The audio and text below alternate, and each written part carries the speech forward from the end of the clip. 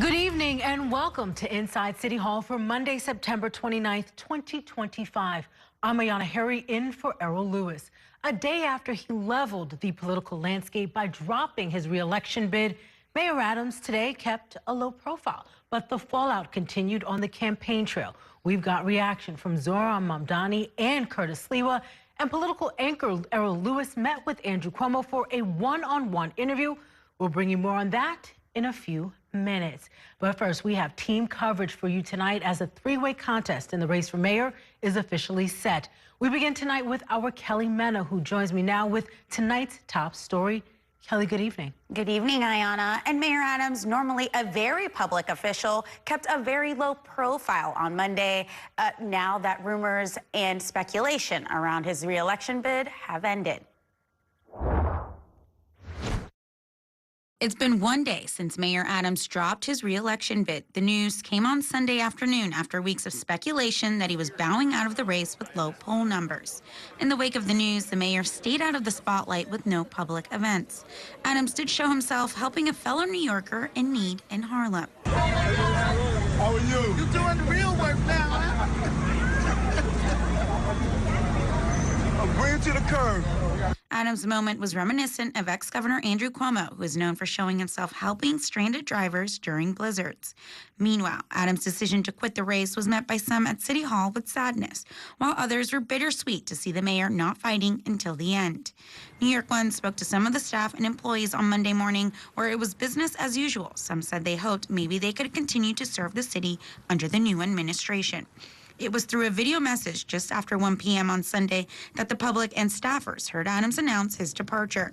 The constant media speculation about my future and the campaign finance board's decision to withhold millions of dollars have undermined my ability to raise the funds needed for a serious campaign. Some workers close to the mayor say they only got notice he was quitting about an hour before. A City Hall spokesman said the mayor will not be holding public events Tuesday and could potentially emerge by Wednesday. The mayor still has more than 3 months left in his term, which ends December 31st.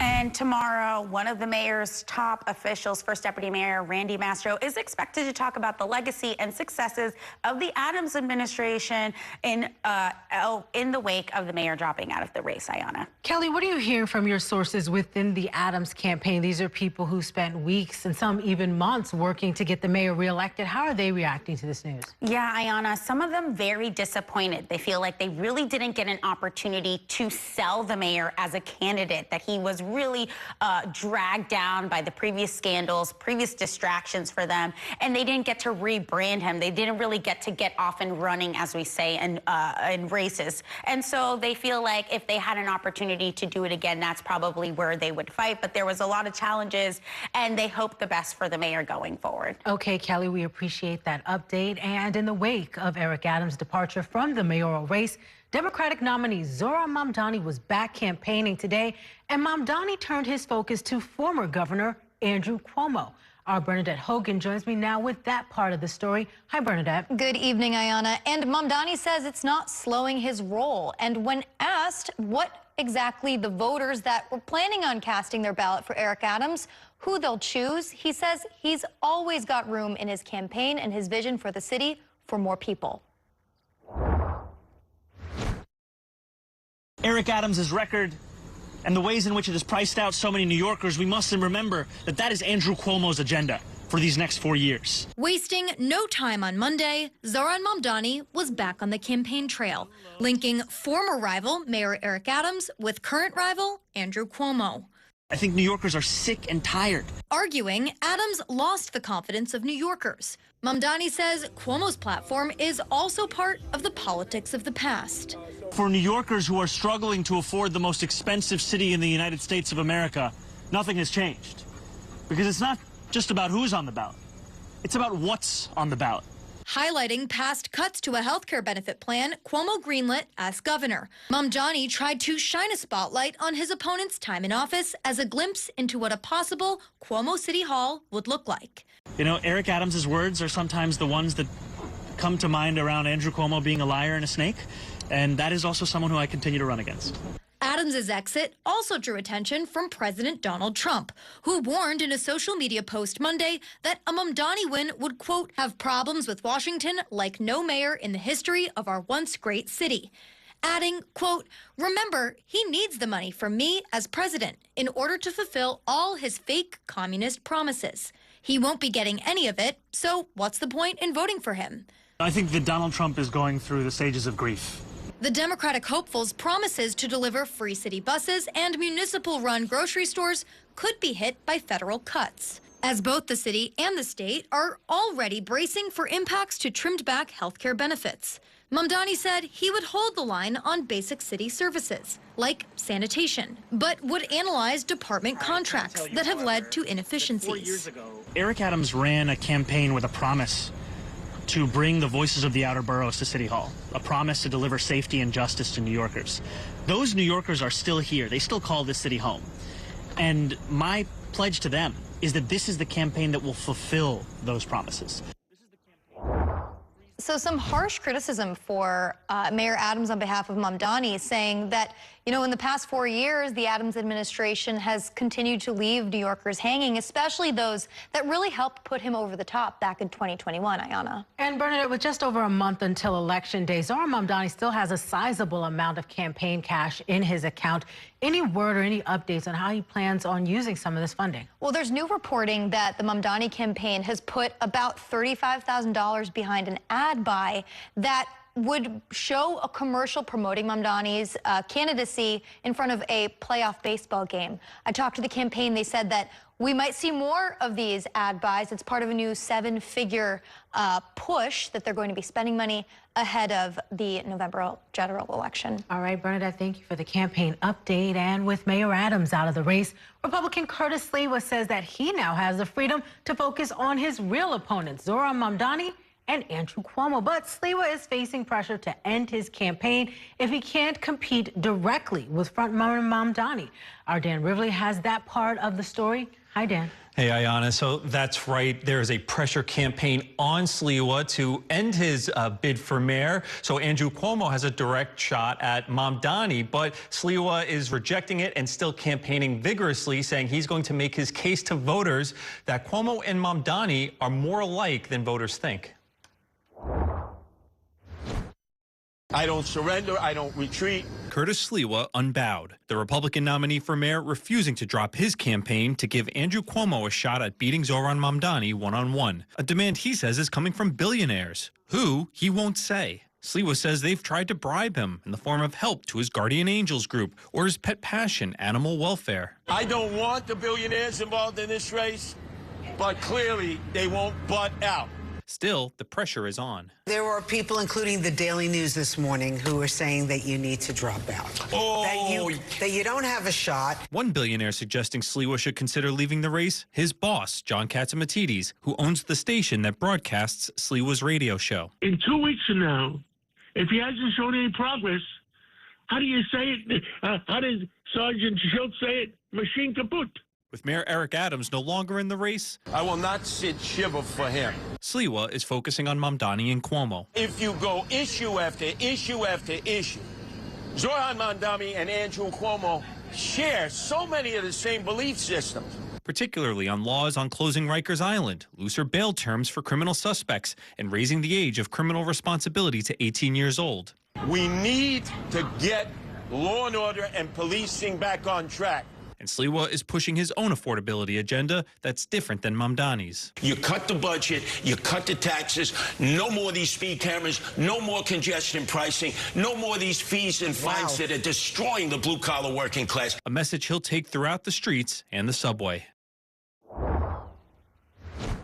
Now, Sliwa said he's been offered bribes to drop out. People working on behalf of Andrew Cuomo. Now, Cuomo's campaign vigorously denies this, says Sliwa is lying, and he's had a history of setting up fake crimes during the Guardian Angels heyday. But Sliwa did offer more details. He said these calls were happening in late June, and they were offering money, resources, and jobs. But he said that the calls stopped when he threatened to record them and go to authorities. Ayanna? So, Dan, if the calls happened in late June, did Curtis Sliwa give any context as to why he's now waiting till September to speak about this? No, he didn't. He's been pressed about more details. He says he wants to move on from this. He's not going to divulge who are making these calls, other than to say these are some sort of childhood friends. But he really does not want to give up any names. He's not snitching on anybody, but he wants to move forward, and he's trying to show voters that there are people trying to get him out, but he's still staying in this race. And Kelly, I want to bring you back into the conversation. The question that so many people have right now is, will Mayor Eric Adams endorse someone else in this race? Do you have any indication at this point? I don't have any indication. I don't think he will. Just following him every single day, the mayor is a very prideful man. He does not have any good blood for the ex-governor Andrew Cuomo, and does not align when it comes to values and politics, when it comes to Zohran Mamdani, and he doesn't believe that Curtis Sliwa is a serious candidate. So I can't see him necessarily endorsing anybody, but maybe he could softly endorse somebody, not name them, but say, you know, signal that somebody that is running in the race could be somebody that voters that were in his camp could vote for come November. And Bernadette, do you see any indication from the Mamdani campaign that he is going to perhaps change his strategy at all with the mayor out of the race, or does he have a winning strategy that's working and they're going to keep leaning into it? Yeah, I think that's the case. Mamdani says that, look, we were able to attract young voters, people that have never voted in their life. I mean, he shares a bunch of anecdotes. He said, you know, somebody that is in Astoria, their elderly father is in his 90s and has never voted before, but he's going to register to vote in this upcoming mayoral election.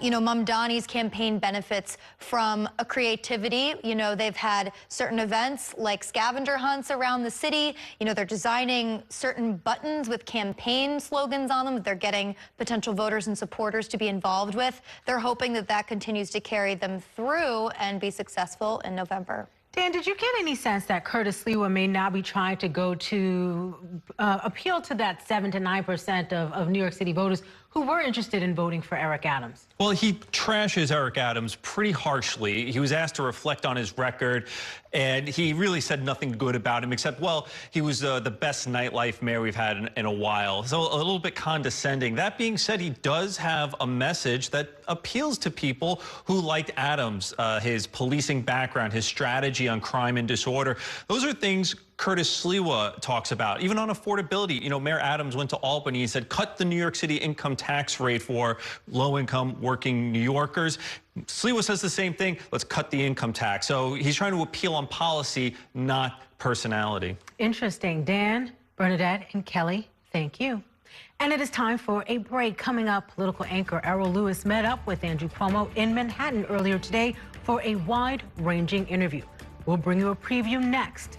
And later tonight, I'll be joined by the commissioner of the Department of Investigation to talk about a new report which found a correction officer unknowingly violated sanctuary laws. We are back in 2 minutes.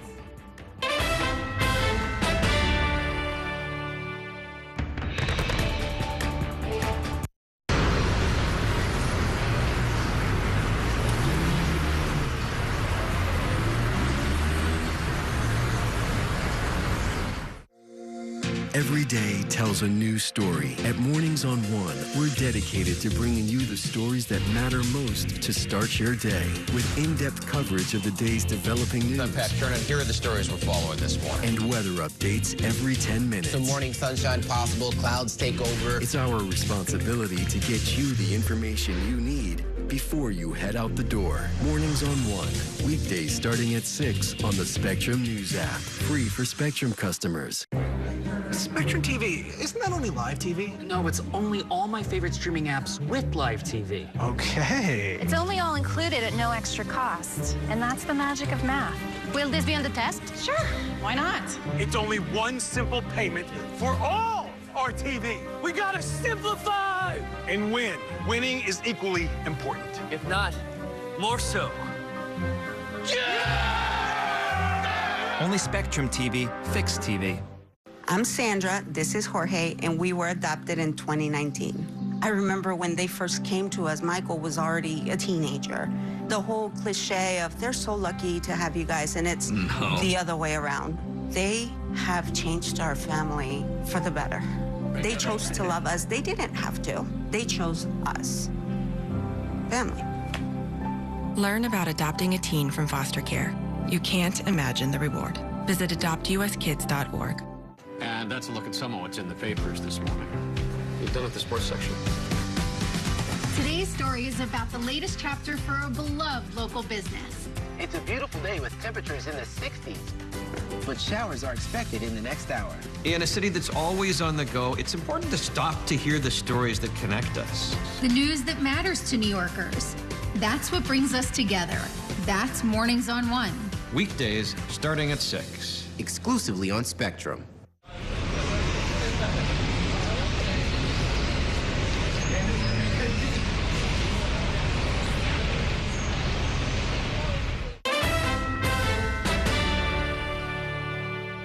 Welcome back to Inside City Hall, where we're keeping our focus on the race for mayor. With Mayor Adams dropping out of the race, the stage is now set for a three-way contest between Zohran Mamdani, Curtis Sliwa, and Andrew Cuomo.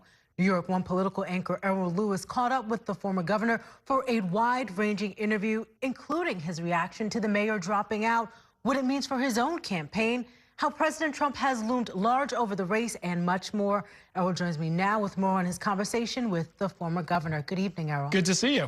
The former governor, has a lot ahead of him. He's gotten now the race that he wanted. He said he wanted to be in a one-on-one race with Mamdani, and he's a big step closer to that now that Eric Adams has dropped out of the race. And Eric Adams had some pretty harsh things to say about Andrew Cuomo, the comment calling him a snake and a liar. What are we hearing from Andrew Cuomo now that Eric Adams has stepped aside? You know, it's remarkable how professional politicians can put a comment like that behind them. If somebody ever said that about me, I'd probably remember for the rest of my life. Andrew Cuomo, on the other hand, has said, look, it's the heat of battle. We're going to probably just move on. And he actually expressed some interesting levels of support and concern for Mayor Adams. Here's part of what we talked about. I look forward to talking to him, but I have not. Obviously, his support would be great. Everyone's support, right? Democrats, Republicans, Independents. But more on a personal level, I just hope he's at peace with his decision. And my guess is he has to sit with it for a while. You know, it's interesting. It's something that they both have in common. Yeah. Of course, that, you know, Governor Cuomo stepped down and he really did not want to, but he really kind of had no choice back in 2021. Yeah, it stood out to me when Cuomo said he hopes Eric Adams is at peace, because it feels like in some ways, or at least earlier in the campaign, it felt like Andrew Cuomo wasn't fully at peace with his own decision to step down as governor. Did Cuomo sound open to an Adams endorsement? Yes, he made it sound as if the two of them have something in common, which is they both think that Zohran Mamdani would be very bad for the city. Not just the wrong candidate, but somebody who would really harm the city in some fundamental way. And so he basically has said he expects to work with Eric Adams. He hopes to have his support, openly or not. We know that the mayor's former chief of staff, Frank Carone, a close advisor, is starting a PAC in order to support Andrew Cuomo. He was with us yesterday and said that he fully supports the former governor. Interesting. We will have to keep a close eye on that. President Donald Trump also weighed in on the race for mayor today again, threatening once again to potentially hold federal funds if Zohran Mamdani were to become mayor.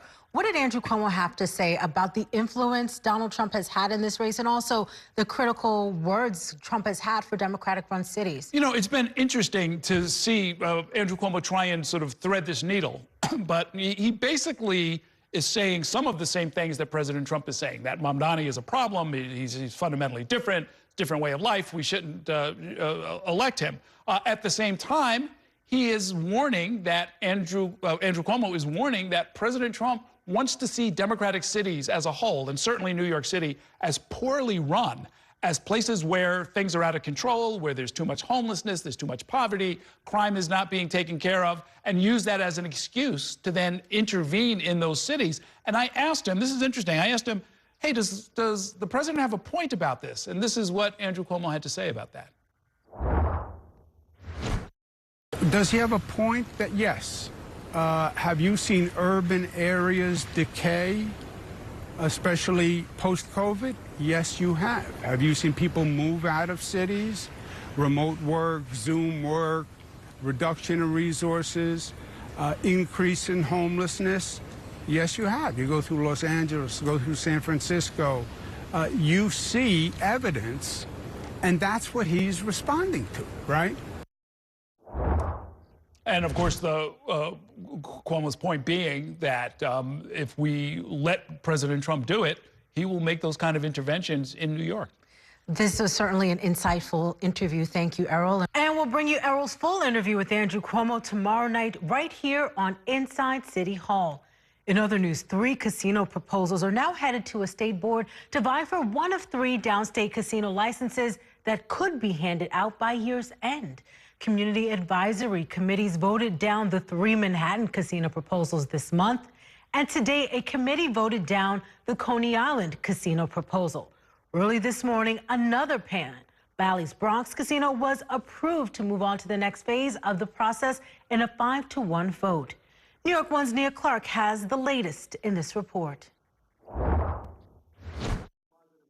The application has been disapproved. Any hope of turning a controversial proposal to build a casino in Coney Island into a reality died after community leaders rejected the idea.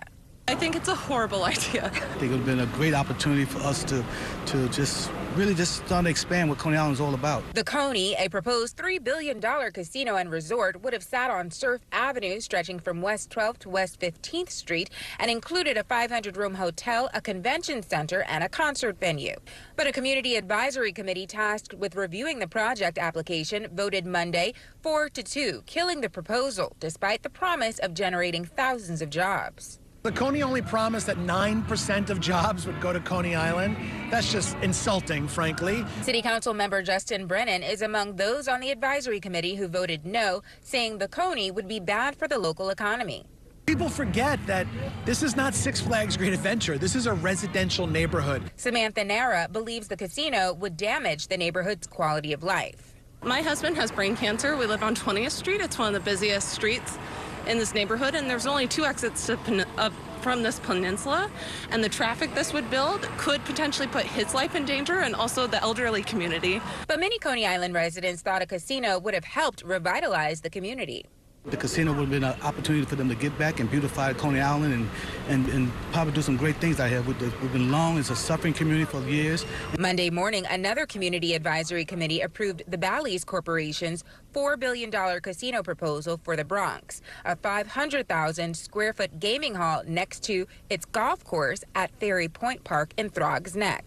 Last week, separate advisory committees voted to approve proposals to expand the Resorts World Casino at Aqueduct Raceway in Queens and the Empire City Casino in Yonkers. All 3 proposals will now advance to the next round of consideration by a state board, which could hand out as many as 3 separate casino licenses by the end of this year. Tuesday is the next and last community advisory committee vote, this one for Metropolitan Park at City Field, which is being led by Mets owner Steve Cohen. Reporting from Coney Island, Nia Clark, New York One. It is time for a break. Coming up, President Trump met with top congressional leaders at the White House earlier in a last-minute effort ahead of tomorrow's deadline to avert a government shutdown. We'll bring you a report from Washington, D.C. next. Stay with us.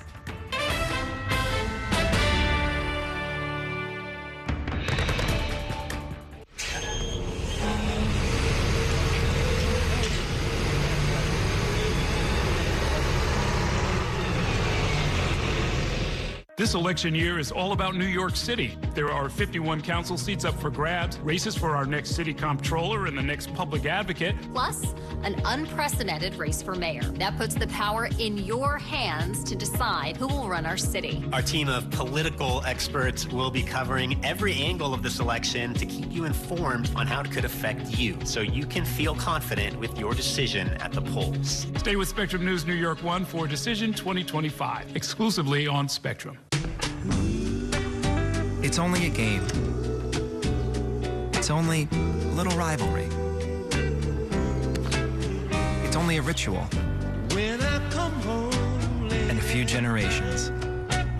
You're always there. And only Spectrum TV includes all your favorite streaming apps with live TV at no extra cost. It's only a game. It's only everything. Mom Mom was always organized, but she started forgetting to pay her bills on time. And she'd buy the same gifts over and over. Telling the girls about my Alzheimer's diagnosis was really hard. At first, we had our cries, but then we were like, okay, let's make a plan. Early detection gave us time to adapt together.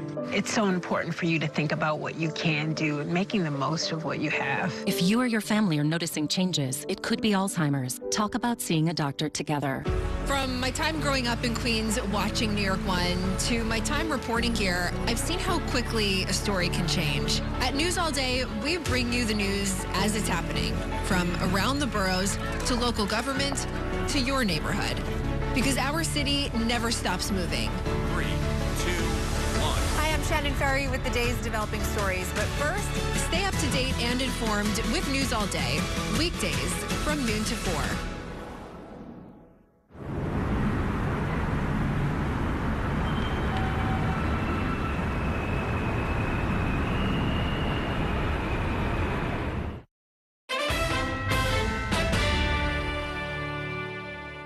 Welcome back to Inside City Hall. Congressional leaders met with President Donald Trump at the White House as they seek an agreement to avoid a government shutdown. But the two sides remained far away as they left the meeting earlier this evening.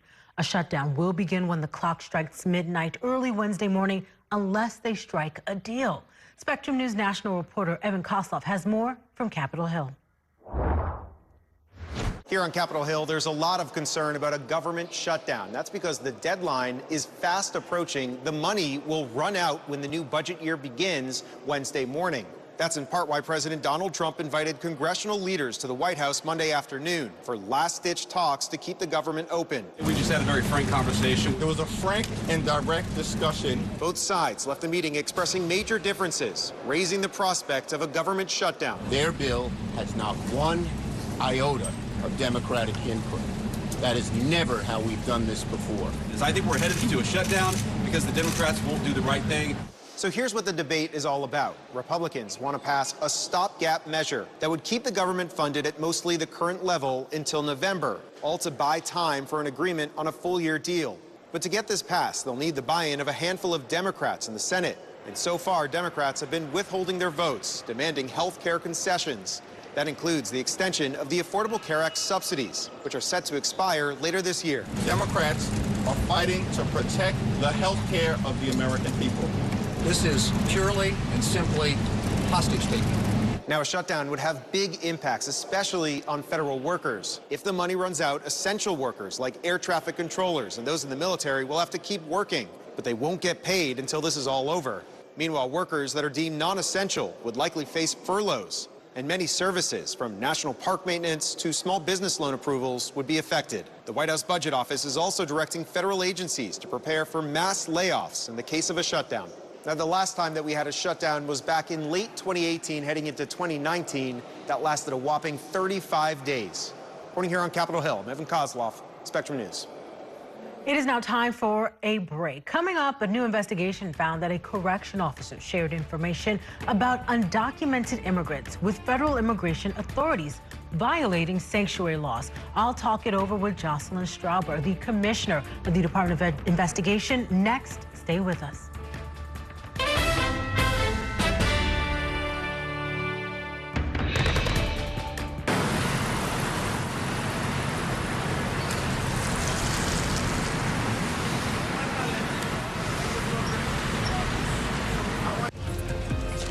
My time at New York One has shown me that in the city that never sleeps, the news never stops. So as the day winds down, turn to the rush hour. Good afternoon, I'm Monica Burke. To catch up on the stories that matter across the 5 boroughs, with in-depth interviews from the city's newsmakers, plus the latest forecast. Catching you up with today, preparing you for tomorrow. Right here on the Rush Hour. Weekdays from 4 to 7 p.m. There's an international travel plan with Spectrum that was an additional $10 a month, as opposed to paying a ridiculous amount per day for roaming fees. This literally felt like my old phone carrier was reaching their hand into my wallet and just helping themselves to some of my cash. I like having no surprises when it comes to my cell phone bill. And with Spectrum, that's been the case. So it saved me a ton of money. Real customers, real savings. To see how much you can save, visit spectrum.com/save. I'm Chris Jackamick. I served in the United States Air Force, and I deployed 3 times. So in 2017, I was serving as an Air Force First Sergeant. Our motto in that role is, my job is people, everyone is my business. But unfortunately in that year, I would lose my own brother, Lance Corporal Adam Jackamick, to suicide. The majority of veteran suicides are from guns. I store my weapons securely, not only for myself, but for my family. My service never stops. At Spectrum Noticias, we recognize that our New York City community is vibrant and diverse. Spectrum Noticias delivers balanced coverage of the stories that matter in our communities and across the country. Our journalists are based in the neighborhoods we cover, ensuring you get in-depth reporting on what's happening in the places we call home. So join us at Spectrum Noticias. We're always on, always there for you. Now available on your TV. Check your local listings. Also available on the Spectrum News app.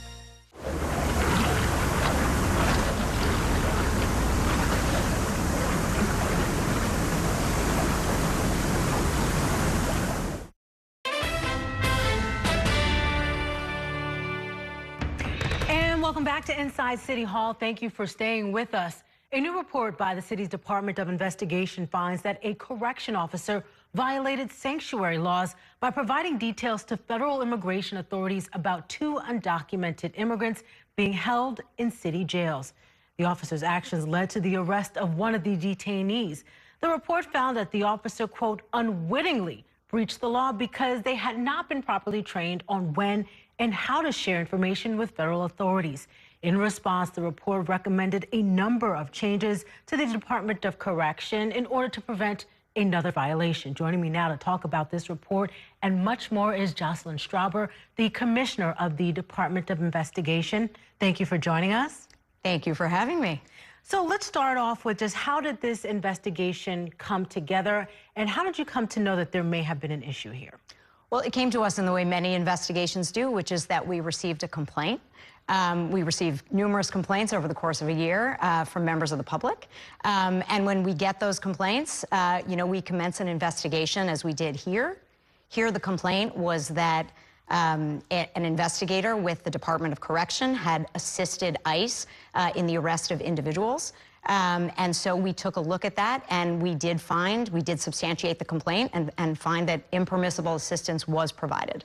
And in reading through the report, the person who was arrested, it seems that shortly after they were released from Rikers Island, did this officer follow them? How were they apprehended by ICE? Tell me a little bit more about what that cooperation ultimately looked like. That's correct. Well, first of all, the officer provided information to ICE about the person's custody status. That's not permitted under the city's sanctuary city laws. He directed that the individual be held at Rikers for a little bit of additional time until he could be there to surveil the individual as he left Rikers Island. He provided information essentially in real time to Immigration and Customs Enforcement agents who subsequently apprehended the individual after he had left Rikers Island. And the person who was apprehended, they became posted on social media by the White House. That is our understanding. This was someone who was arrested not in a federal criminal case, but arrested for purposes of immigration enforcement and who we believe was ultimately deported. What have you learned about what training was like on Rikers Island regarding when an officer can or cannot cooperate with federal immigration authorities? What was the training like before this investigation? There was really no training to speak of at this time. There was a directive from 2019 that did make clear that corrections officers could not assist in civil immigration enforcement, but did not really make clear what that actually meant. So this officer, who like a number of officers at DOC is part of a federal task force, was used to working with federal agents, understood that he might get requests for information, and that he could legitimately respond to those requests, again, in furtherance of federal criminal investigations. What he wasn't told or taught was that in the current environment, where ICE is ramping up its activities in New York City, he should be asking the officers reaching out to him to make sure that what he was working on was legitimately a federal criminal investigation and not civil immigration enforcement. That didn't happen here. He assumed that he was assisting in a federal criminal case when in fact he was not. The mayor was asked about this report and he characterized it as what ultimately happened here, a human mistake. Is that how you see this? I really see this as a failure of guidance and training. I mean, of course, the officer made a mistake in the sense that he didn't realize he was assisting with immigration enforcement. But the reason he didn't realize that is he wasn't given the tools to determine how to do his job in accordance with sanctuary city law. And I think that's really what the report shows. Walk me through some of the policy recommendations the department is now put forward to the Department of Correction in the wake of this investigation and report. Well, most importantly is enhanced training to the officers who regularly deal with federal agents. And in fact, as soon as we realized what had happened here, we reached out to the Department of Correction. This was months ago. We informed them of the issues so that they could begin providing additional training. And it's our understanding that they have done that, and that they'll continue to look for opportunities to do that. Another recommendation that we made was that an audit be conducted to determine whether there were other incidents like this. We did a limited email review, and we identified at least one other officer who likely impermissibly shared information, but it really is for the Department of Correction to assure that this isn't happening in a more widespread way. Now, their response to that recommendation was that that wasn't feasible and practical given the resources they have, but it was something that we recommended as well. I know this probe focused on the Department of Correction, but any indication that there may be issues in other city departments when it comes to training of city employees in terms of what can or cannot be done when it comes to the city sanctuary laws? Well, one thing that we're looking at after receiving a referral from the City Council is the question of how the NYPD works with federal agents, like the Department of Correction, like our agency. Many city employees are part of federal task forces. And so we're looking at the request of the City Council to make sure that the NYPD is providing proper training and ensuring that the assistance provided is consistent with sanctuary city law and doesn't go beyond it. And I expect that we'll be issuing a report on our findings in that investigation later this year. How long did this investigation take from the moment you received a tip to the moment when you were able to put out a report and these recommendations? It's a good question. We began looking at this, I believe, much earlier in the year, maybe beginning of the year, February, and we were able to issue the report, as you know, just last week. And for people who are unfamiliar with how DOI investigations work, what type of resources do you use? What goes into building a case like this? Well, every case is different, but in this case, we have access to emails of city employees. So we were looking at emails to see what communications might have been undertaken to facilitate this assistance to immigration enforcement. We looked at video from various points at Rikers Island. It showed, for example, the person in custody getting on the bus to leave the island. It showed the surveillance that the corrections investigator was conducting inside a black van. And we conduct interviews of city employees, and we spoke here in particular with the investigator in question. I want to ask you about a separate investigation into deaths in NYPD custody. Just this year, there have been 9 deaths, last year 25, and in 2023, there were 18 deaths. I know this investigation is still underway, but what can you tell us so far? I mean, what I can tell you is that we've begun an investigation. We got a referral and a request to look at it, not only from the Legal Aid Society, but we've also been closely following the media reports on this issue. It's obviously a significant one. And so we've opened an investigation that's in its early stages. And given the way we do our work and the sort of thorough process that we undertake before we issue findings, I can't really tell you more than that at this point. All right, well, we appreciate what you have been able to share, and thank you so much for joining us this evening, Commissioner. And it is time for a break. Coming up, we'll turn back to Mayor Adams' decision to drop his re-election bid and how it changed the race when I'm joined by 2 top consultants. Stay with us.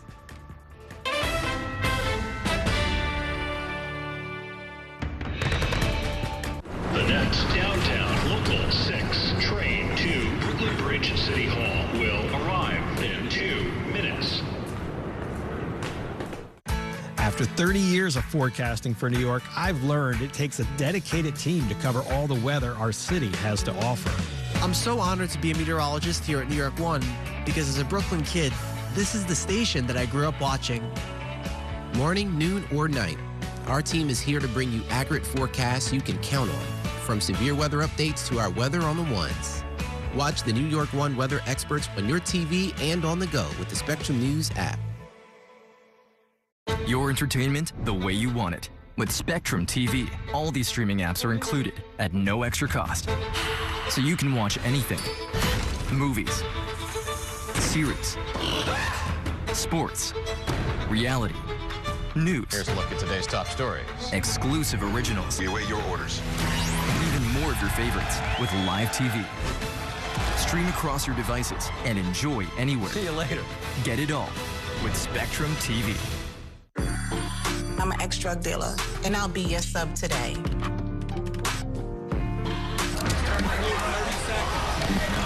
Two milligrams of fentanyl can be lethal. A lethal dose is in here.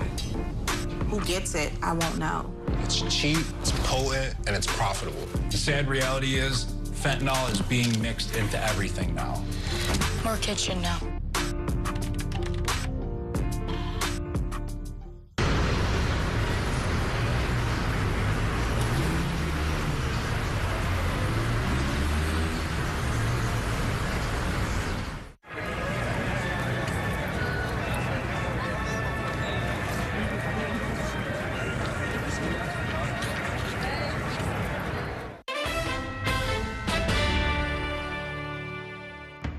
Welcome back to Inside City Hall, where we are turning back to our top story.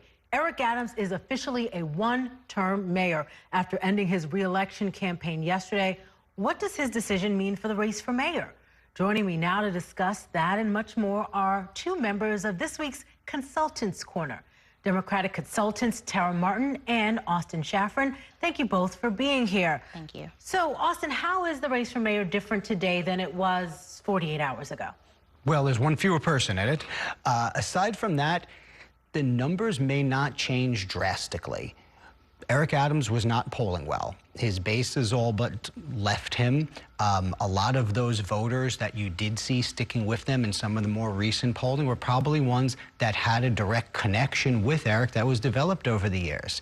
It is not clear that any of them are going to now move over to one of the other candidates and decidedly change the outcome in the race. I think, you know, what the numbers are showing now is that Zohran has a very solid lock on plus 45% of the electorate, and he's gaining with communities of color and all sorts of other voting cohorts.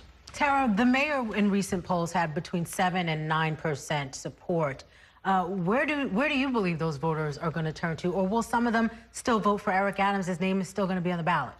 I think those voters are going to be looking for either a Cuomo or a Sliwa possibility. As you know, Austin had mentioned, you know, a lot of those folks who were still supporting Eric were there from loyalty because they had personal relationships with the mayor, or they've gotten something substantial from this particular administration and they just feel a loyalty to him. Now those folks are going to begin to look for another place to call a home. The interesting part with this cycle is that we are now seeing, for one of the fewest times in New York City electoral history, that black and brown communities are swing voters. These are the people who basically built the base for Eric Adams 4 years ago, and they are now looking for a political home. And right now, those communities are kind of having to reckon with, do they sign up and believe in Mamdani's movement politics versus Andrew Cuomo, sort of the old guard establishment, and someone that they've known for many years. But ultimately, this is going to come down to trust and authenticity.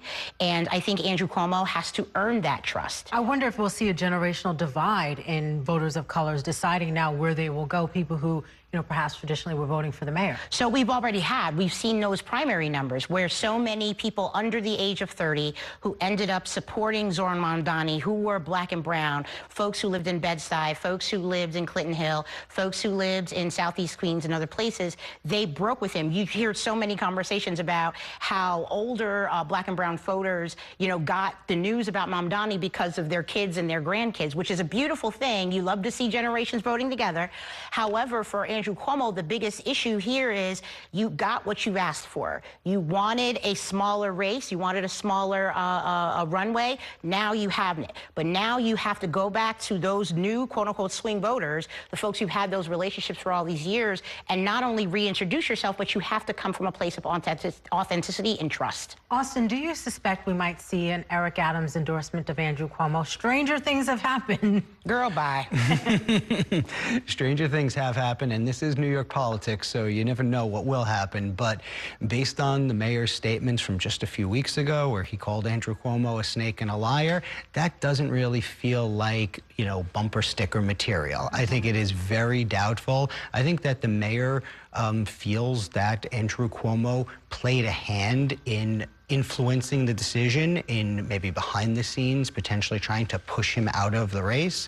And I think that, you know, the mayor is anything but an independent-minded thinker, and it seems very unlikely that he would now, you know, all of a sudden turn and offer his endorsement to to Andrew Cuomo after he feels he's been significantly mistreated by the governor. I would double back on that and definitely lean into it even further, because putting the politics aside, Eric Adams has always believed that being mayor was the best job this job he's always wanted. Right, he said it was ordained, that God spoke to him that this was going to happen. And he genuinely means that. This was the best job in the world, and he was always happy to be our mayor.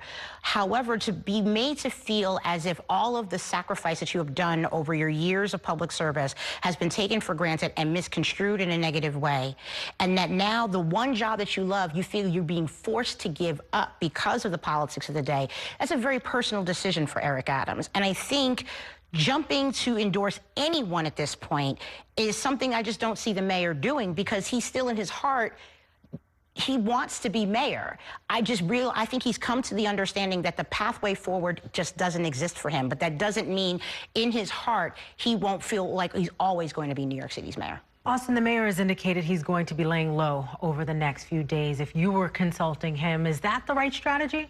Yeah, continue to be the mayor. Put the politics aside for a moment. It is Eric Adams' dream job, and he's going to want to live out every moment of it. He's going to want to continue to travel the city, host events, hold people at City Hall and at Gracie Mansion, you know, legislate, administer. And I think, you know, instead of running away from the spotlight, I think you're going to see, and I would advise him to feel into himself to embrace the spotlight and be the mayor of New York City, arguably the greatest job in the world, and enjoy every moment of it and be as public about everything you're doing for the public that you love so much. Okay, Austin, Tara, it is actually time for a break. I'll have more to talk about with these two consultants when we return. Stay with us.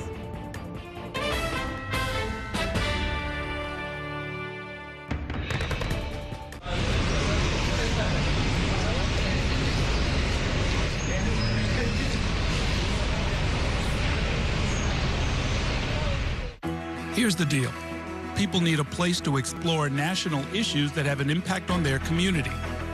To understand those issues better, we're bringing together our team of local political journalists from across the country to break down what's happening.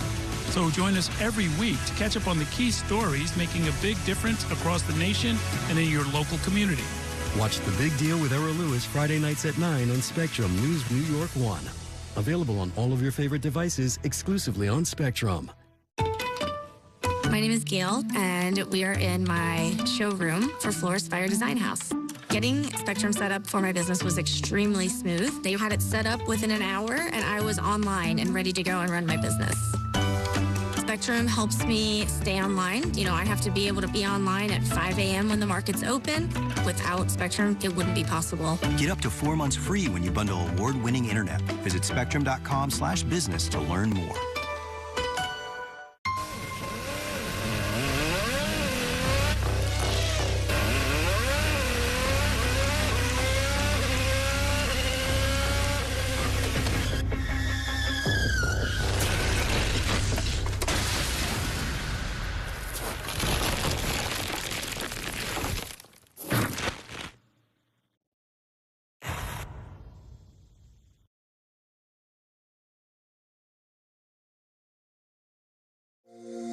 Every day tells a new story. At Mornings on One, we're dedicated to bringing you the stories that matter most to start your day. With in-depth coverage of the day's developing news. I'm Pat Turner. Here are the stories we're following this morning. And weather updates every 10 minutes. Some morning sunshine possible, clouds take over. It's our responsibility to get you the information you need before you head out the door. Mornings on One. Weekdays starting at 6 on the Spectrum News app. Free for Spectrum customers.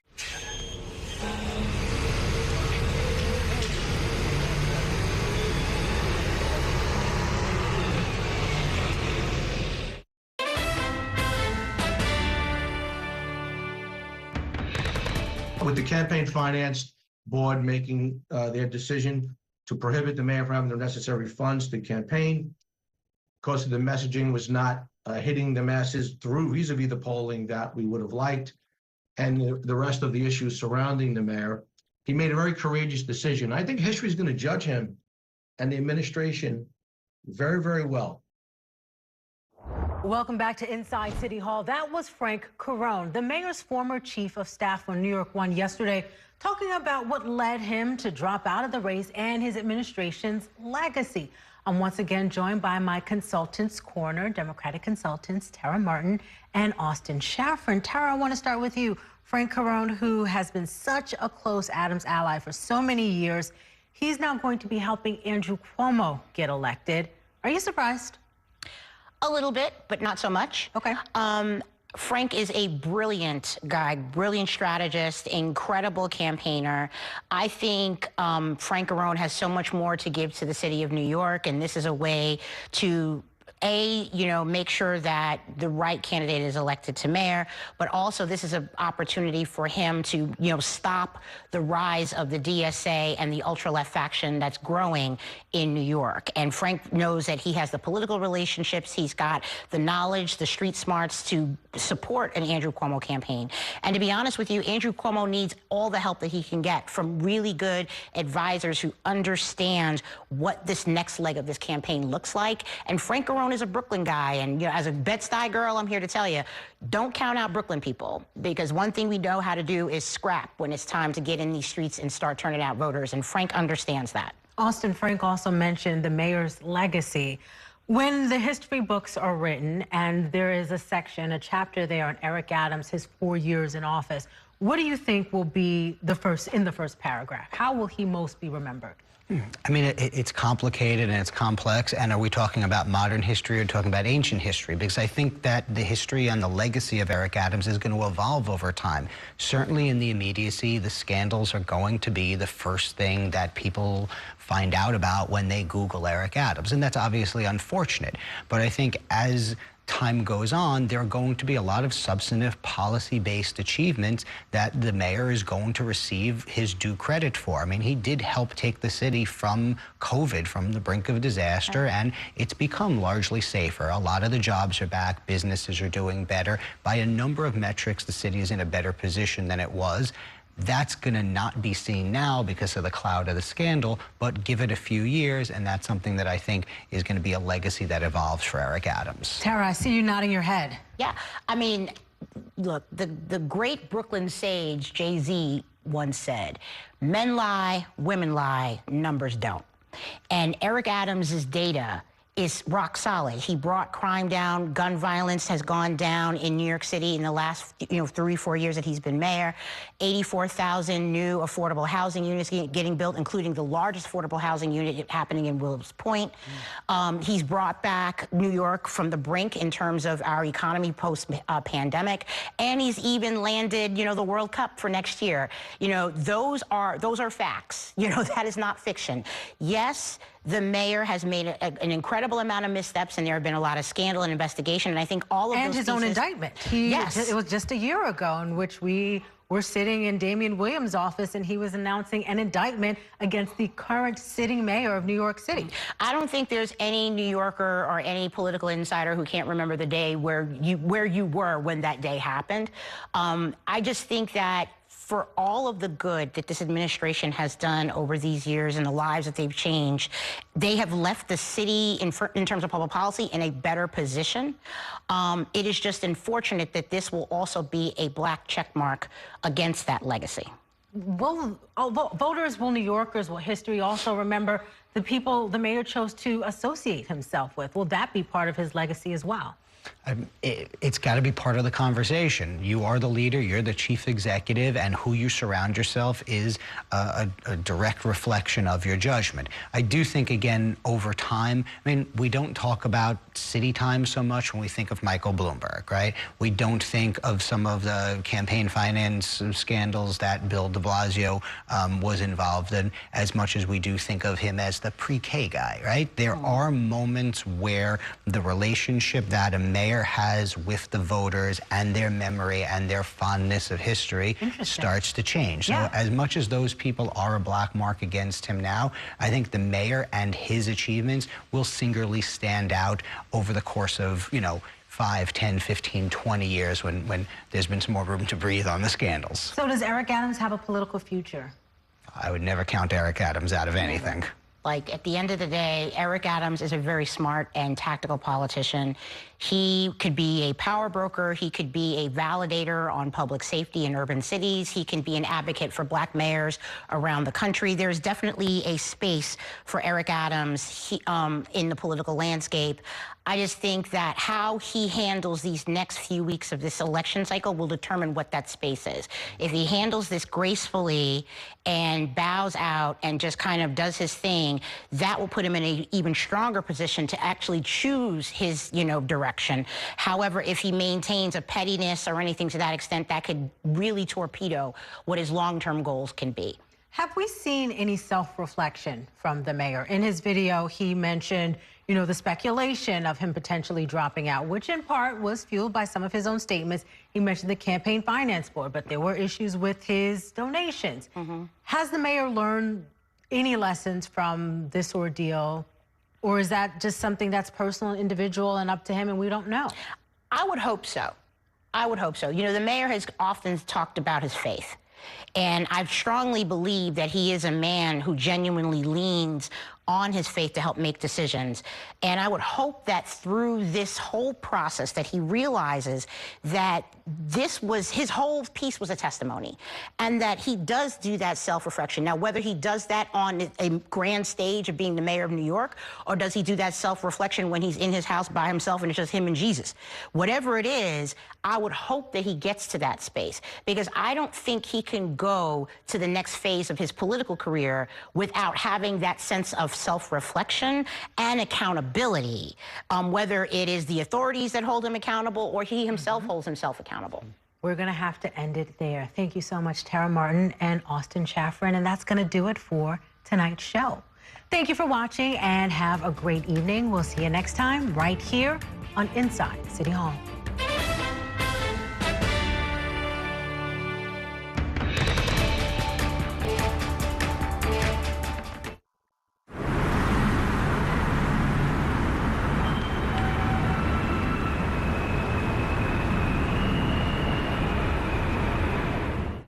That's a look at some of what's in the papers this morning. You've done at the sports section. Today's story is about the latest chapter for a beloved local business. It's a beautiful day with temperatures in the 60s, but showers are expected in the next hour. In a city that's always on the go, it's important to stop to hear the stories that connect us. The news that matters to New Yorkers. That's what brings us together. That's Mornings on One. Weekdays starting at 6. Exclusively on Spectrum. My name is Gail, and we are in my showroom for Florist Fire Design House. We are a full production wedding and event company that focuses on florals. Getting Spectrum set up for my business was extremely smooth. They were here the same day, had it set up within an hour, and I was online and ready to go and run my business. I have to be able to be online at 5 a.m. when the market's open. And if I'm contacting a merchant via email or placing an order online, without Spectrum, it wouldn't be possible. One more row. Spectrum is reliable, they're committed, they're fast, and they really take care of me as a business owner. Last year, when the really bad hurricane came through, our internet stayed the entire time. One of the businesses down the street, she was like, wait a minute.